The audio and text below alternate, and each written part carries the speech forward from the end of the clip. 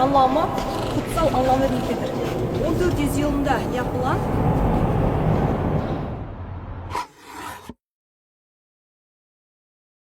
Bizim buraya hediyemiz olsun. Это наш подарок, это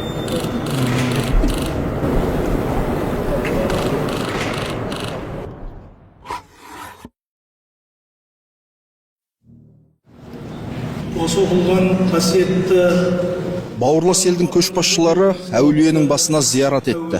Оң ниет түркі баласының оң үстеріне тірек болғай.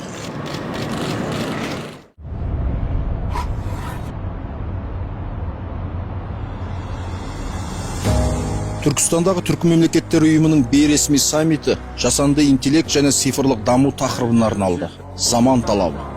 Алмағайып кезеңде ауызбірлікті таңдаған түркі мемлекеттерінің технологиялық ықпалдастығын нығайта түсер, ендігі әлеуетті күш осы болмақ. Дүниежүзінде технологиялық бәсеке күшейді. Яғни, инновациялық тұрғыдан озық ел болу мақсаты алдыңғы қатарға шықты. Технологиялық даму кез келген мемлекеттегі тұрақтылық пен қауіпсіздік факторына айналды. Бұл цифрлық трансформацияға дер кезінде бет бұрған елдер көш соңында қалмайды деген сөз. Сондықтан түркі кеңесіне мүше мемлекеттер технологиялық жаңғыру үдерісінен тыс қалмау үшін бірлесе жұмыс істеу керек деп санаймыз. Жасанды интеллект пен цифрландыру үдерісі түркі әлемінің дамуына жол ашуға тиіс. Тиісінше мемлекет басшысы сауда экономика саласында электрондық құжаттар мен цифрлық қолтаңбаны өзара тану, спутник байланысы, навигация және мониторинг, білім ғылым саласына қажетті мамандар даярлайтын оқу орталықтар мен ғылыми мекемелер, жасанды интеллект университетін, түркі кеңесіне мүше мемлекеттердің IT хабтарының бірлескен орталығын ашу, түркі елдерінің жасанды интеллект орталықтарының желісін, жасанды интеллект негізінде түркі халықтарының тарихы мен мәдениетіне қатысты материалдарды жинақтайтын арнайы цифрлық платформа, Түркістанда түркі өркениеті орталығын, Астанада дала өркениетін дәріптейтін арнайы орталық құру, түркі тілдеріне ортақ терминологиялық негіз қалыптастыру, мемлекетаралық терминологиялық комиссия құру сынды маңызды бастамалар көтерді. Қазақстан Республикасының президенті Қасым-Жомарт Тоқаевтың бұл бастамаларын өзге әріптестері де қоштады. Ортақ түрк алфавитінің 2024 жылы қабылданған 34 әріппен тұратын ортақ түркі әліпбиін білім беруден мәдениетке, академиялық ынтымақтастықтан цифрлық трансформацияға дейін кең ауқымды бағыттарда пайдаланудың маңызы зор. Түркі тілінің байлығы мен ортақ өркениеттік мұрасын цифрлық кеңістікте барынша айқын танытатын үлкен түркі моделі біздің ортақ құндылықтарымызды айшықтай түспек. Европа мен Азияны байланыстыратын цифрлық жібек жолы жобасы жүзеге асырылуда. Алдағы айларда осы желінің бір бөлігі ретінде Әзербайжан мен Қазақстанның арасында Транскаспий талшықты оптикалық кабель желісі іске асырылады. Өзара көлік байланысын жақсарту үшін цифрлық логистикалық платформаларды құру және біріктіру өте өзекті. Осыған байланысты e-пермит электрондық рұқсат жүйесі толық енгізіліп, ұйымның барлық мүше мемлекеттер арасында жұмыс істеп тұрғанын ерекше атап өткім келеді. Түркі мемлекеттер ұйымы біртіндеп халықаралық аренадағы маңызды ойыншыға айналып келеді. Бұл бәсекелестік үдеп бара жатқан әлемде осы елдердің ортақ шешімі мен біртұтас субъект ретінде әрекет ете алуының жемісі. Мұндағы негізгі фактор экономика. Әсіресе ұйымның ұйытқысы саналатын орталық Азия бұдан былай периферия емес. Бұл ендік жерде әлемдік сауда-саттықтың тағдырын шешетін транзиттік кеңістік.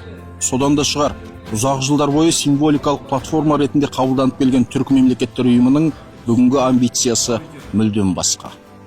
Түркі мемлекеттері ұйымы геосаяси жоба емес, әскери ұйымда емес.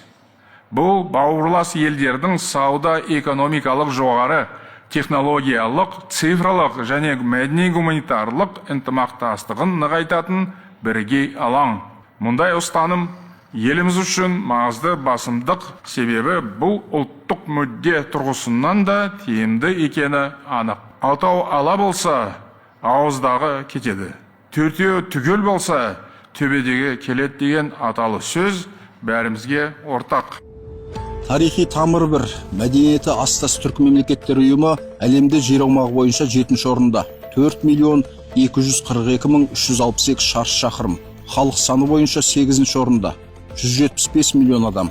Ішкі жалпы өнімі 2,4 триллион ақш доллары. Әлемдік экономиканың 2%. Ұйым елдері арасындағы өзара сауда айналымы 57 миллиард ақш долларына жеткен. Одан бөлек түркі мемлекеттер ұйымының аясында инвестициялық қор құрылған болатын. Оның бүгінгі таңдағы жалпы мөлшері 600 миллион ақш долларына дейін жетті. Басым осы ақшаның басым көбі өнеркәсіп, ауыл шаруашылығына жұмсалуымен қатар цифрландыру және жасанды интеллектке де жұмсалады. Яғни осы жобалар алдағы уақытта түркі әлемдегі бұған фундамент ретінде қалыптасқан рухани мәдени байланысты экономикалық саламен бекітуге мүмкіндік ашып отыр. Қазақстан түркі мемлекеттері ұйымын жан-жақты дамытуға мүдделі. Бүгінде біздің ұйымға халықаралық қауымдастық сенім білдіріп отыр. Абырой беделімізде артып келеді. Осы орайда Қазақстан Ресейдің Алтай түркі өркениетінің бесігі жобасына оң көзқарасын білдірді. Бұған қоса біз Алтай сұхбат алаңы, яғни диалогы форум құру жөніндегі ұсынысымызды жарияладық. Осылайша Қазақстан түркі әлемін мәдени және тарихи архаизм мен батыстық құндылықтардан оқшауланудың тұйық кеңістігінен шығарып, прогресс, даму және жасанды интеллект қосалғанда жаңа технологияларды енгізу жолына дәйекті түрде алып бармақ. Ал Алтай түркі өркениетінің бесігі жобасын қолдаумен түркілік үстіні бар елдердің шеңберін кеңейту бастамасы бұл серпінді нығайта отырып, мәдени мұраны болашақ ресурсқа айналдырады. Саммиттегі 90 ауыз сөздің тобықтай түйіні ретінде Түркістан декларациясы қабылданды.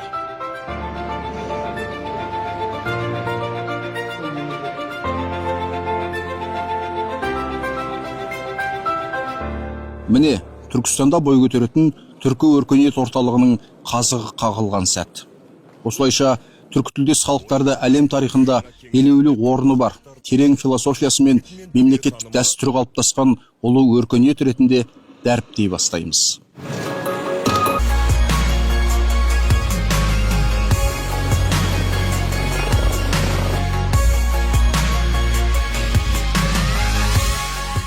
Қазақстанда Starlink және OneWeb компанияларының жерсеріктік байланыс технологиялары енгізіліп жатыр. Аймақтағы ең ірі суперкомпьютерлер іске қосылды.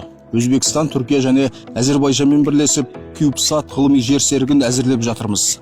Яғни Түркістан саммитін жасанды интеллект және цифрлық даму тақырыбына арнау біз үшін аспандағы айға қол созу емес еді. Қазақстанның заңи моральдық құқығы бар бұл сұрақты күн тәртібіне шығаруға. Өйткені бұған халықаралық рейтингтердегі орнында дәлел, яғни осы мүше мемлекеттердің аясында көшбасшы мемлекеттердің біріне айналып отыр. Мысалға, цифрландыруды дамыту бойынша Біріккен ұлттар ұйымының рейтингісінде 24-ші орында әлемде, ал онлайн үкіметті дамыту бойынша 10-қа кіреді. Одан бөлек бүгінгі таңда мемлекеттік қызметтердің 93% электрондық тұрғыда, әсіресе енді сауда-саттықта келетін болсақ, қолма-қол ақшадан гөрі 87% яғни онлайн режимде жүріп жатыр. Түркі мемлекеттер ұйымының бейресми саммитін өткізерде таңдау Түркістанға түскені тегін емес. Түркістанның рухы түркі әлемінің астанасы болуымен асқақ. Мұнда түркі әлемінің бірегейлігі қалыптасқан. Сіз бұған жай ғана география деп қарамаңыз. Бұл шаһар асқақ тарих пен жасампаз болашақты сабақтастырған символ. Алқалы жиынды осында өткізудің мақсаты ата жұртта бауырлас елдердің көшбасшыларымен жүздесу, қайта түлеген Түркістанды төрткүл дүниеге таныту. Біз киелі орданың тарихы қандай терең болса, болашағда сондай жарқын боларына нық сеніммен қараймыз. Түрік мемлекеттерінің басшылары уәделі күні киелі Түркістанға ат басын бұруы да тап осы сенімнің арқасы еді. Түркістанда өткен түркі мемлекеттер ұйымының бейресми саммиті Астананың аймақтық байланыстың сәулетшісі ретіндегі рөлін нығайтты. Мұндағы символизм мен прагматизм блоктық қақтығыссыз, бірақ функционалдық пен инфрақұрылымға баса назар аударып отырып, көшбасшылық модельді қалыптастыруға ықпал етпек.